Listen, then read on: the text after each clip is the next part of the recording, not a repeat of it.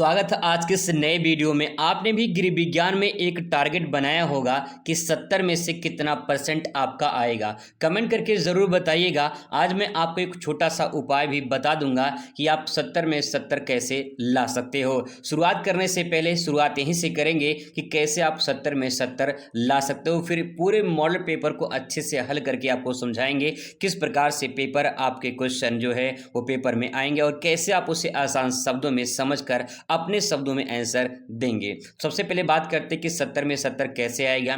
तो आप मात्र 10 दिन में, अब तो 10 दिन नहीं बचा है, आप चंद घंटों में आप अच्छी खासी तैयारी कर सकते हैं। सबसे पहले आप अपने गृह विज्ञान का पूरा जो सिलेबस है उसे एक बार आप अच्छे से देख लीजिए कि क्या क्या सिलेबस में दिया है।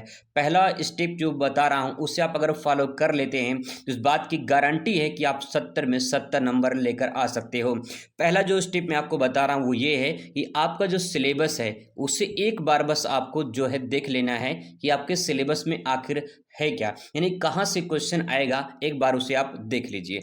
दूसरा जो आपको स्टेप वो करना है, PYQ करना है। जब आपको अपना सिलेबस पता हो जाएगा तो आपको PYQ यानी प्रीवियस ईयर क्वेश्चन आपको जो है ज़्यादा नहीं 2024 का, क्योंकि 2024 में नया जो आपका सिलेबस अपडेट हुआ 2024, 25, 26, ठीक है। तो आपका जो 26 में पेपर हो रहा है ये 24 का पेपर ले लीजिए, ठीक है, और 25 का पेपर ले लीजिए। ये 2 साल का पेपर आप ले लीजिए, उसे अच्छे से पढ़ लीजिए, अच्छे से सॉल्व कर लीजिए। और अगर आप वो सॉल्व कर पा रहे तो इसका मतलब आपकी तैयारी बहुत अच्छी खासी हो चुकी है। अब करना क्या है, आप जो है लिखने की प्रैक्टिस कीजिए, ठीक है। आप कम से कम 1-2 पेज, 3 पेज, 4 पेज जो है लिखने की प्रैक्टिस कीजिए। और अगर आप ये 3 काम कर लेते हैं तो आप 70 में 70 नंबर लेकर आ सकते हैं। मैं इस मॉडल पेपर के जरिए वो क्वेश्चन कराने की पूरी कोशिश करूंगा जो आपके पिछले सालों में पूछे गए हैं और जो आपके पेपर में आने वाले हैं। तो मेरा 3 टिप्स जो है आप उसे ध्यान रखना। पहला, सिलेबस देखिए। दूसरा, PYQ क्वेश्चन तैयार करिए। फिर आपको प्रैक्टिस करनी है लिखने की और अच्छे डायग्राम, अच्छे कोटेशन, अच्छे सेंटेंस में आपको लिखने की कोशिश करना है, ठीक है। तो चलिए शुरुआत करते हैं। वो ऐसे ही पेपर आपको देखने को मिलेगा। और आपको बता दें कि एक प्रीवियस ईयर पेपर है जो मैंने यहाँ पे जो है आपको मॉडल पेपर के जरिए सॉल्व कराने वाला हूँ, ठीक है। यहाँ पे सबसे पहले आ जाते हैं क्वेश्चन के पैटर्न पर। आप यहाँ पे देख पाएंगे 1 से लेकर 4 तक आपको बहुविकल्पीय क्वेश्चन देखने को मिलेगा। फिर इसके बाद जो यहाँ पे आपको 5 से लेकर 10 तक अतिलघुत्तरीय प्रश्न देखने को मिलेगा, जिसका उत्तर जो है अधिकतम आप 25 शब्दों में लिखेंगे। और 11 से लेकर 15 तक लघुत्तरीय प्रश्न रहेगा, जिसका उत्तर आप अधिकतम जो है 50 शब्दों में देंगे। 16 से लेकर 18 तक दीर्घोत्तरीय प्रश्न रहेगा, जिसका उत्तर आपको 100 शब्दों में लिखना है। और यहाँ पे जो भी आपके प्रश्न रहेंगे उसके अंक जो है आपको उसके सम्मुख दिया रहेगा। यहाँ बहुविकल्पीय क्वेश्चन की शुरुआत करते हैं। कुछ क्वेश्चन ऐसे हैं जो रिपीट आपको मिल सकते हैं, क्योंकि क्वेश्चन हर साल रिपीट होते, बस थोड़ा सा उसमें बदलाव कर दिया जाता है, चेंजिंग कर दिया जाता है। तो यहाँ पे देखेंगे क्वेश्चन पहला यहाँ पे कह रहा है कि इसमें जो भी उत्तर सही रहेगा उसे छांट कर अपने उत्तर पुस्तिका में आपको लिखना होगा। क्वेश्चन है कि किसी भी कार्य को करने के लिए व्यक्ति में कौन सा विशिष्ट गुण होना चाहिए। कौन सा गुण होना चाहिए, तो आपको ऑप्शन यहाँ पे नीचे दिखाई देगा, शिक्षा, परिश्रम, प्रतिभा एवं कौशल, इनमें से सभी। तो ट्रिक मैंने आपको बहुत सारे वीडियो में बता दिया है कि जब डी वाला ऑप्शन इनमें से सभी दिखाई दे तो 99% में ये आपका सही होता है। अगर यहाँ पे ये सभी लिखा है तो ये भी आपका सही हो जाएगा, ठीक है। तो इसको ध्यान रखेंगे, ये ट्रिक पॉइंट है। आगे बात करते हैं। नेक्स्ट क्वेश्चन आपके सामने कि कार्य व्यक्ति को प्रदान करता है, तो आप सभी को पता चल गया होगा, लास्ट में ये सभी लिखा गया है। नेक्स्ट है क्वेश्चन नंबर, कह रहा है कि निम्न से तरल आहार कौन सा है। तरल आहार नींबू पानी, घुटी दाल, सूजी की खीर, केला। तो इसमें भी आपको जवाब पता होगा, इसमें नींबू पानी आपका तरल आहार हो जाएगा। क्वेश्चन नंबर नेक्स्ट है कि दूध, मांस, छाछ, अंडा, फल एवं ताजी सब्जियां किस खाद्य समूह में आती हैं। स्वास्थ्यवर्धक समूह में आती हैं, शरीर को ताप देने वाले, शरीर के लिए हानिकारक, इनमें से कोई नहीं। तो हानिकारक तो नहीं होता है, ताप भी नहीं देते हैं, तो पहला वाला इसमें आपका राइट आंसर हो जाएगा। क्वेश्चन नंबर नेक्स्ट है, ये क्वेश्चन रिपीट किया है कि रतौधिक नामक रोग किसकी कमी से होता है। विटामिन ए की कमी से, विटामिन सी, विटामिन के, विटामिन बी। इसमें राइट आंसर आप सभी का हो जाएगा, विटामिन ए की कमी से रतौधी रोग होता है। आ जाते हैं क्वेश्चन नंबर 2 का। 2 यहाँ पे का कह रहा है कि प्रोटीन का उच्च स्तर प्राप्त होता है, यानी प्रोटीन का उच्च स्तर किसमें प्राप्त होता है, तो सभी को पता होगा कि प्रोटीन जो हो दाल में सबसे ज्यादा प्राप्त होता है। क्वेश्चन नंबर नेक्स्ट है कि सिल्क के कपड़े का गुण क्या क्या है? तो लास्ट में आप यहाँ पे देख पाएंगे, यहाँ पे एक शब्द लिखा गया इनमें से सभी। क्वेश्चन नंबर नेक्स्ट है कि इनमें से कौन सा रंग प्राथमिक नहीं है? लाल, हरा, पीला, नीला। तो मैंने इसका जवाब जो है दिया है पिछली वीडियो में, आप कमेंट करके बताइएगा कि इसका राइट आंसर क्या होगा। ये एक छोटा सा होमवर्क आप सभी के लिए रहेगा। आगे क्वेश्चन पर बात करते हैं। नेक्स्ट है कि होटल एक व्यापारिक प्रतिष्ठान जो देता है, क्या देता है? यहाँ पे लास्ट में ट्रिक पॉइंट लिखा गया है इनमें से सभी। अगला क्वेश्चन है उपभोक्ता है। उपभोक्ता क्या करता है? वस्तु एवं सेवा खरीदने वाला होता है, वस्तु एवं सेवा बेचने वाला होता है, जानकारी देने वाला होता है, इनमें से कोई नहीं। तो ना तो इनमें से जो कोई नहीं होगा, जानकारी देने वाला भी नहीं होता है, वस्तु सेवा बेचने नहीं वाला बल्कि खरीदने वाला होता है। तो इसमें पहला वाला आपका राइट आंसर हो जाएगा। आइए बात करते हैं तीसरे का क्वेश्चन कह रहा है कि विज्ञापन देने का उद्देश्य क्या होता है? विज्ञापन देने का उद्देश्य होता है जानकारी देना, बचत करना, खर्चा करना, अभिनय करना। तो इसमें आपका आंसर हो जाएगा जानकारी देना हो जाएगा। क्वेश्चन नंबर नेक्स्ट, जनसंपर्क के प्रकार क्या हैं? तो लास्ट में आप सभी को ट्रिक पॉइंट दिख रहा होगा, इनमें से सभी करेक्ट आंसर हो जाएगा। अगला क्वेश्चन है कि अभियान, रेडियो, टेलीविजन, मुद्रण माध्यम तथा सूचना एवं संचार प्रौद्योगिकी किसकी विधि है? तो इसमें जवाब क्या होगा?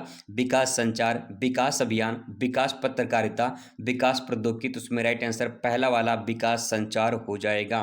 क्वेश्चन नंबर नेक्स्ट है कि लगभग 1 वर्ष का बच्चा जो है किस पर निर्भर रहता है? अपनी माँ पर, अध्यापक पर, भाई बहन पर, अपने दादा दादी पर। तो 1 वर्ष का बच्चा है, छोटा बच्चा, अपनी माँ पर निर्भर रहेगा, सिंपल सी बात है। ठीक है, आगे क्वेश्चन यहाँ पे नेक्स्ट है कि प्रारंभिक बाल्यावस्था में शिक्षा का क्षेत्र होता है शिशु देखभाल केंद्र, नर्सरी स्कूल, सिलाई कढ़ाई, इसमें से फर्स्ट और सेकंड। तो इसमें राइट आंसर आपका फर्स्ट और सेकंड हो जाएगा, फर्स्ट और सेकंड हो जाएगा। ठीक है, नेक्स्ट है आपके सामने क्वेश्चन है कि समाज की मूल इकाई क्या है? तो समाज बनता कैसे है? समाज बनता है समूह से। ठीक है, समाज बनता है समूह से, और समूह बनता है परिवार से। ठीक है, परिवार से। तो परिवार सबसे छोटा इकाई है। यहाँ पे बात करें समाज जो बना हुआ है वो समाज बनता है समूह से, समूह बनता है परिवार से। तो परिवार जो है आपका छोटा इकाई हो जाएगा, इसमें राइट आंसर आपका परिवार हो जाएगा। क्वेश्चन नंबर नेक्स्ट आपके सामने यहाँ पे है, कह रहे विद्यालय क्या है? विद्यालय संस्था है, समाज है, परिवार है, योजना है। तो ना तो ये समाज है, ना तो परिवार है, ना तो योजना है, बच्चा क्या है? संस्था। तो विद्यालय एक संस्था हो जाएगा। क्वेश्चन नंबर नेक्स्ट है, निम्न में से कौन सा बाल गृह नहीं है? परीक्षण गृह, बाल मनोरंजन केंद्र, विशेष गृह, किशोर गृह। तो इसमें राइट आंसर क्या हो जाएगा? बाल गृह नहीं है, तो बाल मनोरंजन केंद्र जो है इसमें आपका राइट आंसर हो जाएगा। अगला प्रश्न है, फैशन चक्र कितने स्तरों में गति करता है? 5, 4, 7, 6। तो इसमें आप जो है 5, इसमें आपका करेक्ट आंसर हो जाएगा। अगला यहाँ पे क्वेश्चन नेक्स्ट है, कह रहा कि वस्त्रों की नियमित धुलाई से क्या लाभ होता है? बहुत सारे लाभ होते हैं। तो यहाँ पे देखिए लास्ट में लिखा है इनमें से सभी, ये आपका करेक्ट आंसर हो जाएगा। ये थे टॉप 20 क्वेश्चन जो आपके पेपर में हूबहू ऐसे आ सकते हैं, थोड़ा सा चेंजिंग भी हो सकता है और यहाँ से क्वेश्चन घुमा के भी पूछा जा सकता है। तो इन क्वेश्चन को एक बार अच्छे से रिवाइज कर लीजिए, क्या पता क्वेश्चन यहाँ से हूबहू 4-5 क्वेश्चन आपके देखने को मिल जाए। तो अच्छे से प्रैक्टिस कर लीजिए। बात करते हैं जो आपके अतिल उतरे क्वेश्चन आते हैं, सरल आसान शब्दों में समझने का प्रयास करते हैं। कुछ इस प्रकार से अतिल उत्तरीय प्रश्न आपको देखने को मिलेंगे। जब आप इसका उत्तर लिखेंगे तो उत्तर लिखने के लिए आपको जो शब्द सीमा दिया गया है वो लगभग 25 शब्दों में आपको उत्तर लिखना है, और जो आपका नंबर मिलेगा इसमें वो 1 नंबर मिलेगा। तो 1 नंबर के लिए कम से कम जो है आप 1 से 2 लाइन में आंसर पूरा कंप्लीट अपना कर देंगे। जैसे कि नौकरी से क्या अभिप्राय है, उद्यमिता किसे कहते हैं, जन पोषण, जन स्वास्थ्य पोषण किसे कहते हैं, खाद्य परवलीकरण क्या होता है, ऐसे क्वेश्चन आपको देखने को मिलेंगे। तो आ जाते हैं नीचे इसके उत्तर पे और समझने का प्रयास करते हैं सिंपल शब्दों में। सबसे पहले यहाँ पे क्वेश्चन है नौकरी क्या है? तो नौकरी आप यहाँ पे हेडिंग डाल देंगे, नौकरी के बारे में लिखेंगे, आजीविका कमाने के लिए किसी संस्था में निश्चित वेतन पर किया गया कार्य नौकरी कहलाता है। आजीविका का मतलब होता है कि अपने जीवन यापन के लिए जो हम काम करते हैं और उस काम के बदले हमें वेतन मिलता है या हमें इनकम प्राप्त होता है, उस काम को हम नौकरी कहते हैं। सिंपल परिभाषा में इसको डायग्राम में भी आप कन्वर्ट कर सकते हैं। जैसे मान लीजिए आप कोई काम कर रहे हैं, ठीक है, उस काम के बदले जो है अपने जीवन यापन के लिए काम कर रहे हैं, उस काम के बदले आपको वेतन मिल रहा है या फिर सिंपल भाषा में कहें पैसा मिल रहा है, तो उस काम को हम नौकरी कहते हैं। अब चाहे नौकरी प्राइवेट हो या सरकारी हो, बात एक ही है, काम काम होता है, ठीक है, काम के बदले वेतन मिलता है। आगे क्वेश्चन नंबर नेक्स्ट है, उद्यमिता किसे कहते हैं? तो यहाँ पे सेंटेंस बहुत ही सिंपल लिखा गया है, अपना कार्य या व्यवसाय स्थापित करके उसे संचालित करने की जो क्षमता होती है उसी को उद्यमिता कहा जाता है। यहाँ पे सिंपल भाषा में और समझे तो बस आप इतना समझिए कि जैसे मान लीजिए आप अपना कोई व्यवसाय करना चाहते हो या ब्यूटिशियन का, सिलाई कढ़ाई का कोई दुकान खोलना चाहते हो, कोई व्यवसाय करना चाहते हो, तो अगर उसमें लाभ और हानि होगा तो उसे कौन झेलेगा, कौन सहेगा, कौन उसे लेगा? जवाब होगा आप लेंगे। तो इसका मतलब ये है कि जो लाभ और हानि का जोखिम उठाता है वही उद्यम कहलाता है और उसी उद्यम शब्द से उद्यमिता बना है, ठीक है। ये सिंपल परिभाषा लिखा है, इसके बारे में लिख सकते हैं आप। नेक्स्ट है, जन स्वास्थ्य पोषण किसे कहते हैं? तो इसमें लिखेंगे सामुदायिक या समुदाय के सभी लोगों को उचित पोषण उपलब्ध कराने और पोषण जो है, जो पोषण मिलता है उन्हें, उसके संबंधी समस्याएं होती हैं उसे रोकने का जन स्वास्थ्य पोषण कहा जाता है।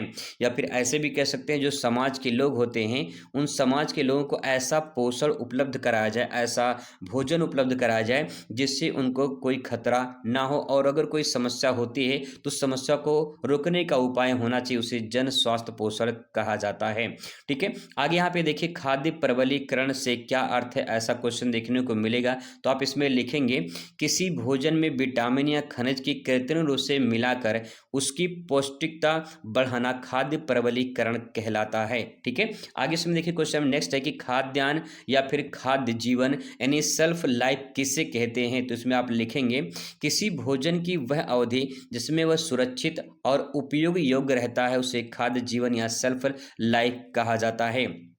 सिंपल परिभाषा लिखा गया है। नेक्स्ट है, परिधान यानी वस्त्र रचना में कला किन किन तत्वों का प्रयोग होता है? उसमें रेखा बनाया जाता है, रंग होते हैं, बनावट होते हैं, इन सब का प्रयोग उसमें किया जाता है, ठीक है। आगे यहाँ पे नेक्स्ट है कि अस्पतालों में वस्त्रों की धुलाई में किस बात का विशेष ध्यान दिया जाता है? तो संक्रमण रहित यानी सैनिटाइज्ड और पूर्णतः स्वच्छ धुलाई पर विशेष ध्यान दिया जाता है। नेक्स्ट है, उल मार्क का चिन्ह किन किन वस्त्रों पर दिया जाता है?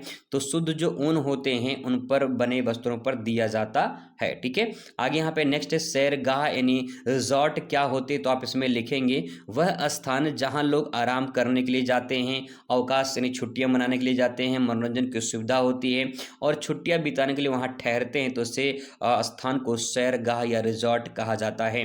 मतलब एक ऐसा स्थान होता है जहाँ पे एक ऐसा माहौल क्रिएट होता है जहाँ पे आप रह सकते हैं या घूम सकते हैं, सारी व्यवस्था आपको एक ही जगह पे मिल जाएगी, उसे हम रिजॉर्ट या सैरगाह के नाम से जानते हैं। अगला यहाँ पे संचार को परिभाषित कीजिए, तो आप इसमें एक लाइन में लिखेंगे कि विचारों, सूचना, संदेशों को जो आदान प्रदान होता है उसी को संचार कहा जाता है। जैसे आप मोबाइल से किसी से बात करते हो या मोबाइल से किसी को मैसेज भेजते हो, ये क्या है? संचार है। अपनी बातों को किसी दूसरे तक पहुंचाने की प्रक्रिया को संचार कहते हैं और जो जिसके माध्यम से हम पहुंचाते हैं वो संचार के साधन होते हैं। तो जन संचार के साधन कौन कौन से? अगला क्वेश्चन आपसे पूछ सकता है। जन संचार के जो माध्यम होते हैं, टीवी है, रेडियो है, समाचार पत्र है, इंटरनेट है, आज के डेट में मोबाइल फोन वगैरह है, सोशल मीडिया, ये जो आपका इसमें आ जाएगा। अगला क्वेश्चन यहाँ पे कि विकास संचार की दो विशेषताएं लिखी, तो आप इसमें लिखेंगे विकास संचार क्या होता है? समाज में जागरूकता और परिवर्तन लाने के लिए विकास संचार का उपयोग किया जाता है, तो इसकी विशेषता हो जाएगी। दूसरा पॉइंट आप इसमें ले सकते हैं कि शिक्षा, स्वास्थ्य, कृषि आदि विकास कार्यक्रमों को बढ़ावा देने के लिए विकास संचार की आवश्यकता होती है। तो इस प्रकार से दो पॉइंट आप इसके बारे में लिख सकते हो। आगे इसके बाद यहाँ पे लघु उत्तरीय प्रश्न आपको दिखाई देगा। जब आप इसका आप उत्तर लिखोगे तो लगभग आपको 50 शब्दों में उत्तर लिखना पड़ेगा और 4 अंक आपको यहाँ से मिलेंगे। तकरीबन आधा पेज में आप पूरा आंसर इसका कंप्लीट करेंगे। यहाँ पे डायग्राम का, कोटेशन का प्रयोग आप जरूर करेंगे। क्वेश्चन इस प्रकार से आपको देखने को मिलेगा जैसे कि प्राचीन विधि से खाद्यान्न संरक्षण के 4 उपाय या 4 उदाहरण दीजिए। संदूषण और अपमिश्रण में अंतर बताइए। कि बाल केंद्रित उपागम यानी चाइल्ड सेंट्रिक अप्रोच से क्या अभिप्राय है? ऐसा क्वेश्चन आपको देखने को मिल सकता है। फैशन चक्र के विभिन्न स्तरों के बारे में संक्षेप में लिखिए। विकास संचार और पत्रकारिता के महत्व को बताइए। तो आइए फटाफट इनका उत्तर देखते हैं सिंपल शब्दों में। प्राचीन विधि से जो खाद्य संरक्षण किया जा रहा था उसके 4 उदाहरण यहाँ पे आपको लिखने हैं। तो यहाँ पे 4 पॉइंट आपको लिखा गया है। पूरा नंबर कैसे मिलेगा उसका छोटा सा ट्रिक पॉइंट मैं आपको बता दे रहा हूँ। सबसे पहले अपनी कॉपी में क्या करेंगे, इस प्रकार से एक छोटा सा बॉक्स बना देंगे ऊपर, और यहाँ पे लिखेंगे प्राचीन विधि के यहाँ तक जो है आप लिख लेंगे, ठीक है, उदाहरण तक लिख लेंगे। ये पूरा सेंटेंस यहाँ तक लिख लेंगे इसी बॉक्स में, ठीक है। लिखने के बाद यहाँ पे 4 पॉइंट पूछा गया है, तो 4 यहाँ पे आप हेडिंग बना लीजिए, ठीक है। 4 जो है आप इस प्रकार से अपना हेडिंग बना लीजिए इस प्रकार से, ठीक है। एक छोटा सा डायग्राम बना दीजिए अच्छा सा। जब यहाँ पे डायग्राम बनाएंगे तो यहाँ पे नंबर 1, नंबर 2, नंबर 3, नंबर 4, जो पॉइंट यहाँ पे लिखा गया है वही पॉइंट इस डायग्राम में कन्वर्ट कर दीजिए।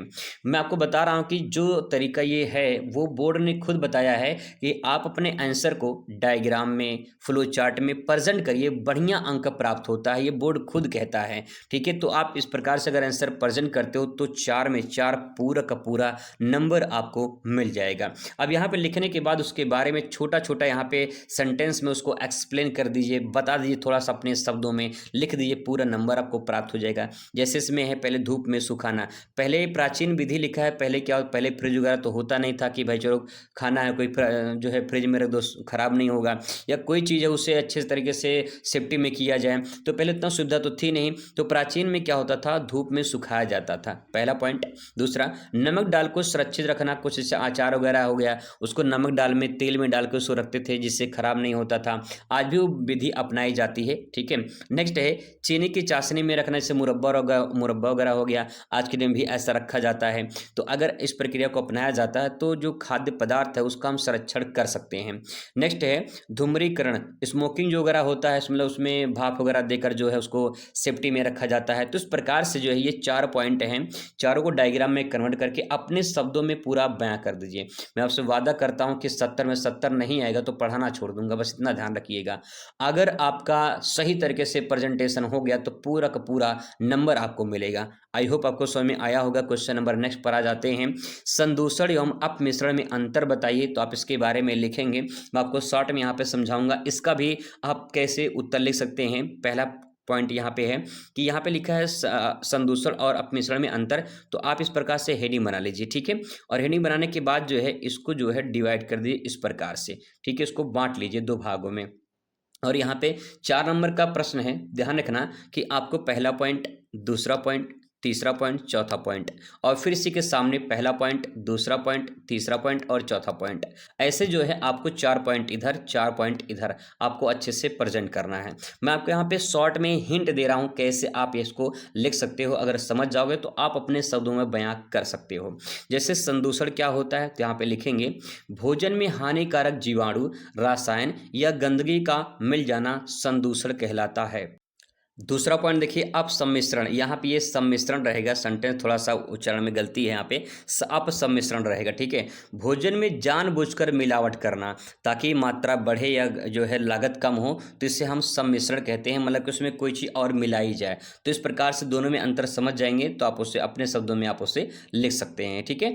आगे बात करते हैं बाल केंद्रित उपागम के बारे में, आपसे पूछा जा सकता है चाइल्ड सेंट्रिक जो है अप्रोच क्या होते हैं, तो उसमें आप लिखेंगे ऐसी शिक्षण पद्धति जिसमें बच्चों की रुचि, क्षमता, अनुभव और गति के अनुसार सीखने की गतिविधियां कराई जाती हैं, उसे बाल केंद्रित उपागम कहते हैं। उपागम का मतलब होता है कोई चीज़ ऐसा अप्रोच हो, कोई ऐसा साधन हो, ऐसा स्रोत हो जिससे बच्चे जो है खेल में इंटरेस्ट रखें, पढ़ने में इंटरेस्ट रखें, वहाँ पे जो है कुछ कुछ उनको मज़ा आए। तो कहने का मतलब है कि ऐसा केंद्र बनाया जाए जहाँ बच्चे खुद चलकर आएँ, इनका मन करे आने के लिए और पढ़ने का मन करे, ठीक है। उस प्रकार से ऐसा सेंटर बनाया जाए, तो उसके बारे में इस प्रकार से लिख सकते हैं। अगला क्वेश्चन है फैशन चक्र के विभिन्न स्तरों के बारे में संक्षेप में लिखिए। फैशन चक्र क्या होते हैं और किस प्रकार उनके स्तर होते हैं उसके बारे में आपको बताना है। तो आप भी इसको अच्छे से डायग्राम में कन्वर्ट कर सकते हैं। ऊपर यहाँ पे एक बॉक्स बनाइए और यहाँ लिखिए फैशन चक्र, ठीक है। बस लिखने की कला आप यहाँ पे सीख जाइए, बढ़िया अंक आपको मिल जाएगा यहाँ पे, ठीक है। इस प्रकार से फैशन चक्र लिखिए। फिर जितने चक्र होते हैं उसको इस प्रकार से आप बयां कर दीजिए, ठीक है। जितने भी चक्र होते हैं, जैसे 5 चक्र के दिए गए हैं, तो इस प्रकार से डायग्राम में बना दीजिए। फिर यहाँ पे छोटा सा डायग्राम बनाने के बाद इसको नंबर 1, नंबर 2, नंबर 3, नंबर 4, यहाँ पे नंबर 5 तक आप यहाँ पे लिख दीजिए जितने चक्र हैं। इस प्रकार से लिखने के बाद जब आप लिखेंगे तो ये कम से कम मान के चलिए आपका 5 से 6 लाइन में जाएगा डायग्राम, ठीक है। जब आप उसको लिखेंगे, एक्सप्लेन करेंगे तो 7-8 से 10 लाइन में हो जाएगा, तो लगभग आपका एक पेज आराम से कवर हो जाएगा, ठीक है। तो एक पेज में लिखना है आपको आंसर पूरा बढ़िया से, आधा पेज में लिखना है, अच्छे से कवर हो जाएगा। अब यहाँ पे देखिए शॉर्ट में आपको समझाते हैं। यहाँ पे पहला है प्रवेश।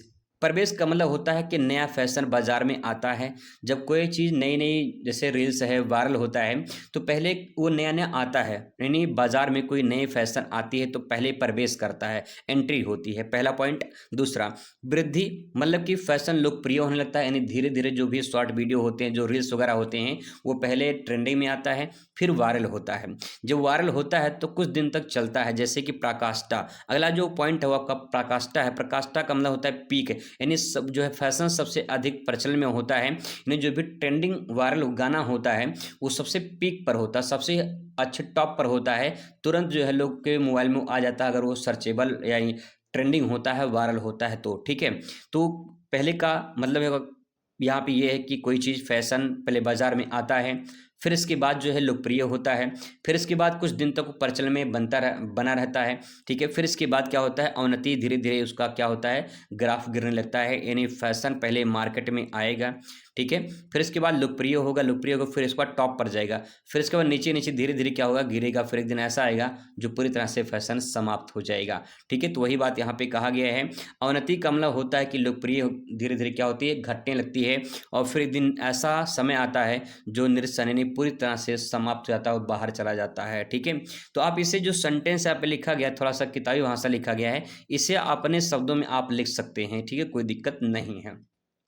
आगे यहाँ पे नेक्स्ट क्वेश्चन है कि विकास, संचार तथा पत्रकारिता के महत्व को संक्षेप में लिखिए। तो आप इसमें लिखेंगे समाज में जागरूकता फैलाना, स्वास्थ्य, शिक्षा, कृषि आदि के बारे में विकास संचार जरूरी है। सरकारी योजना और विकास कार्यक्रम को सही जानकारी तक पहुंचाना जो है ये पत्रकारिता या फिर विकास संचार का माध्यम हो जाता है।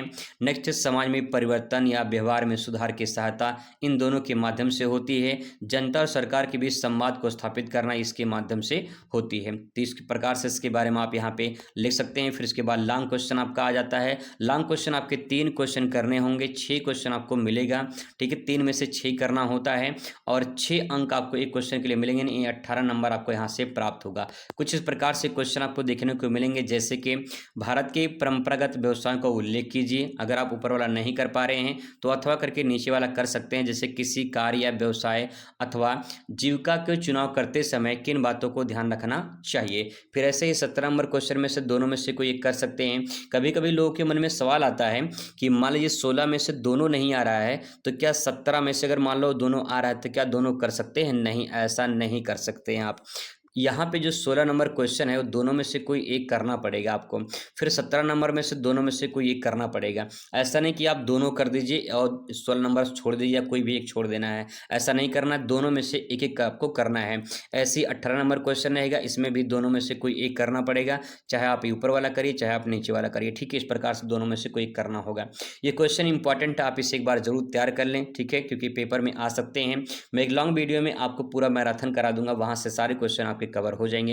वीडियो कैसा लगा कमेंट करके जरूर बताइएगा। मिलते हैं नेक्स्ट वीडियो में। Thanks for watching.